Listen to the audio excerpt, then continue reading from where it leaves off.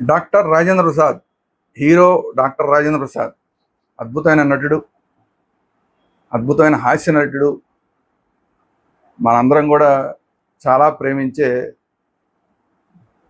రాజేంద్ర ప్రసాద్ గత కొంతకాలంగా వివాదాస్పదమైన వ్యాఖ్యలు చేస్తూ వాటితోనే సోషల్ మీడియాలో కానీ లేదంటే మీడియాలో కానీ ట్రోల్ అవ్వటం అనేది చూస్తున్నాం మనం.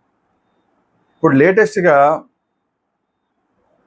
కాంతారావు గారికి సంబంధించిన ఒక కార్యక్రమంలో మాట్లాడుతూ కాంతారావు గారిని పొగిడే సందర్భంలో కాంతారావు గారిని చూసి, కాంతారావు గారి యాక్టింగు, ఆయన అభివృద్ధి చూసి తమిళ నటుడు ఎంజీఆర్, తమిళ హీరో ఎంజీఆర్ ఉచ్చపోసుకునేవాడని మాట్లాడడం ఏదైతే ఉందో ఇది ఎట్టి పరిస్థితుల్లోనే యాక్సెప్టబుల్ కాదు. ఇప్పటికే దీని మీద తమిళందరూ కూడా ఆగ్రహాన్ని వ్యక్తం చేస్తున్నారు. నడిగర్ సంఘం అంటే తమిళ నటుల సంఘం అనేది దీని మీద ఆగ్రహాన్ని వ్యక్తం చేయడం జరిగింది, సారీ చెప్పాలని చెప్పడం జరిగింది. అలాగే నాజర్ గారు, క్యారెక్టర్ ఆర్టిస్ట్ నాజర్ గారు, అలాగే హీరో విశాల్, వీళ్ళందరూ కూడా సారీ చెప్పాలి రాజేంద్ర ప్రసాద్ అని చెప్పి డిమాండ్ చేయడం జరిగింది. Yes, correct, 100% correct. వాళ్ళు ఏదైతే చెప్పారో అది 100% కరెక్ట్. ఎట్టి పరిస్థితుల్లోనూ కూడా రాజేంద్ర ప్రసాద్ గారు వెంటనే సారీ చెప్పాలి. ఎందుకంటే మీరు కాంతారావు గారిని మంచి నటుడు అని చెప్పొచ్చు, చాలా గొప్ప నటుడు అని చెప్పొచ్చు, అద్భుతమైన నటుడు అని చెప్పొచ్చు, ఎంతైనా పొగడచ్చు, ఇబ్బంది ఏం లేదు. కానీ ఎంజీఆర్ గారు లాంటి మహానటుడిని, మహానాయకుడిని రెండు, మన ఇక్కడ ఎన్టీ రామారావు గారు ఎలాగైతే పెద్ద హీరో, టాప్ హీరో, అలాగే గొప్ప నాయకుడు ఎలాగైతే అయ్యాడో, ఒక పార్టీని పెట్టి ముఖ్యమంత్రి ఎలాగైతే అయ్యాడో, తమిళనాడులో కూడా ఎంజీఆర్ గారు అలాగే చాలా పెద్ద హీరో. అలాంటి హీరో ఆయన కూడా ఒక పార్టీని పెట్టి, అన్నా డిఎంకే పార్టీని పెట్టి ఆయన కూడా ముఖ్యమంత్రి అవడం జరిగింది. ఆయన తర్వాత ఆయన శిష్యురాలు జయలలిత ముఖ్యమంత్రి అవడం జరిగింది. ఈ రోజు కూడా అన్నా డిఎంకే పార్టీ తమిళ రాజకీయాల్లో చాలా ప్రముఖమైన పాత్ర, ప్రధానమైన భూమికి పోషిస్తుంది తమిళ రాజకీయాల్లో. అలాంటి ఎంజీఆర్ గారిని పట్టుకుని అలాగా తీసిపారేసి మాట్లాడడం అనేది ఏమాత్రం కరెక్ట్ కాదు. కాబట్టి ఇమ్మీడియట్గా మా అసోసియేషన్ రాజేంద్ర ప్రసాద్ గారి మీద చర్యలు తీసుకోవాలి.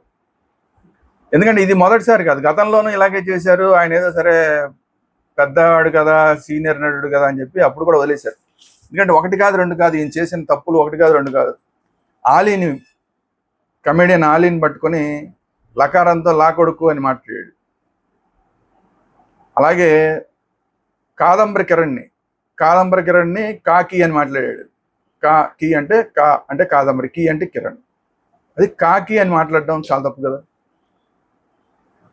ఇతన్ని ఒక మైనారిటీని పట్టుకొని, మైనారిటీ నటుడిని పట్టుకొని, మైనారిటీకి ఎంతమంది మైనారిటీలు ఆ రోజు చాలా బాధపడ్డారు. మా ఆలీని పట్టుకుని నువ్వు లకారంతో మాట్లాడతావా.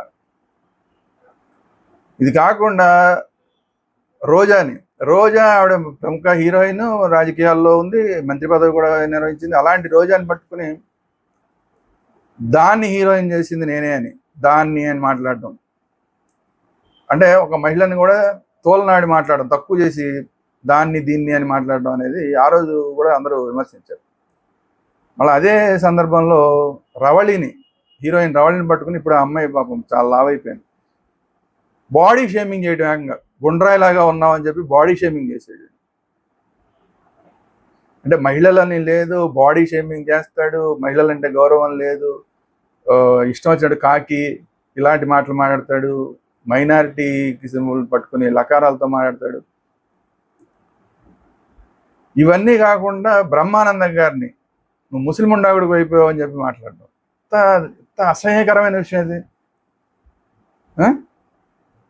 అంత గొప్ప నటుడిని పట్టుకుని ముస్లిం ఉండాకొడుకు అని, అది కూడా ఇవన్నీ కూడా ఏంటంటే మనం ఇంటర్నల్గా ఎన్ని మాట్లాడుకున్నాడు బాగానే ఉంటాయి, సరదాగా జోకులు వేసుకున్నట్టు మాట్లాడితే బాగానే ఉంటాయి.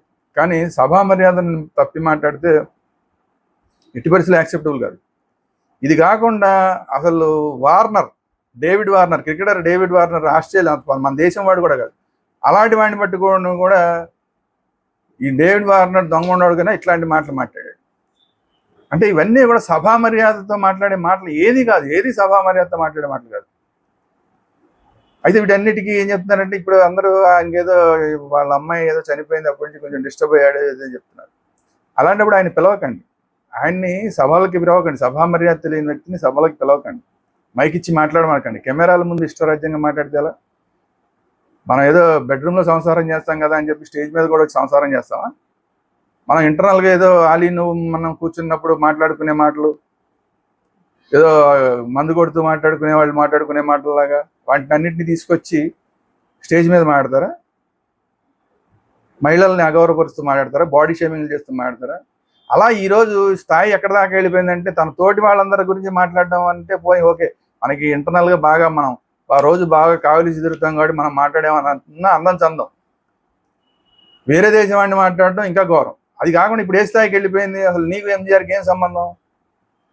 ఎన్టీఆర్ గారి ఇంట్లో నువ్వు పుట్టావు పెరిగావు అవన్నీ ఓకే, ఎంజీఆర్ గారితో నీకేం సంబంధం?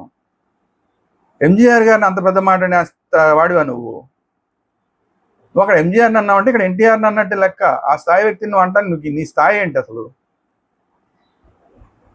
కాబట్టి ఇమ్మీడియట్గా ఈ రాజేంద్ర ప్రసాద్ మీద మా అసోసియేషన్ చర్యలు తీసుకోవాలి. గతంలోనే చర్యలు తీసుకుని ఉండవలసింది, తీసుకోలేదు.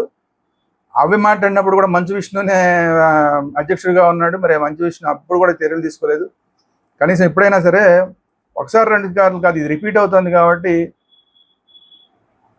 మా అసోసియేషన్ తరఫున మంచు విష్ణు రాజేంద్ర ప్రసాద్ గారి మీద చర్యలు తీసుకోవాలి. లేకపోతే ఏంటంటే తెలుగు వాళ్ళంటే ఇంతే కావాలని చెప్పి ప్రపంచవ్యాప్తంగా ఒక మెసేజ్ వెళ్ళిపోద్ది. లేదంటే ఇండియాలో ఉన్న నటులందరూ కూడా సినిమా ఇండస్ట్రీ వాళ్ళందరూ ఇలాగే ఉంటారు కావాలని చెప్పి ప్రపంచవ్యాప్తంగా ఒక మెసేజ్ వెళ్ళిపోద్ది. రెండు భాషల మధ్య, రెండు రాష్ట్రాల మధ్య విభేదాలకు కారణం అవుతుంది. ఇప్పుడు ఇతను మాట్లాడిన మాటలు, ఎంజీఆర్ గారిని మాట్లాడిన మాటలు రెండు రాష్ట్రాల మధ్య, రెండు భాషల మధ్య, రెండు ఇండస్ట్రీల మధ్య, సినిమా ఇండస్ట్రీలు రెండింటి మధ్య కూడా విభేదాలకు కారణం అవుతుంది. కాబట్టి ఎట్టి పరిస్థితుల్లో రాజేంద్ర ప్రసాద్ ఇమీడియట్గా క్షమాపణ చెప్పాల్సిందే, లేదంటే అతని మీద మా అసోసియేషన్ చర్యలు తీసుకోవాలి. అలాగే సౌత్ ఇండియా ఫిల్మ్ ఛాంబర్ కూడా ఈయన మీద చర్యలు తీసుకోవాలని చెప్పి సినీ ప్రేమికులుగా, సినీ క్రిటిక్గా మేము డిమాండ్ చేస్తాం.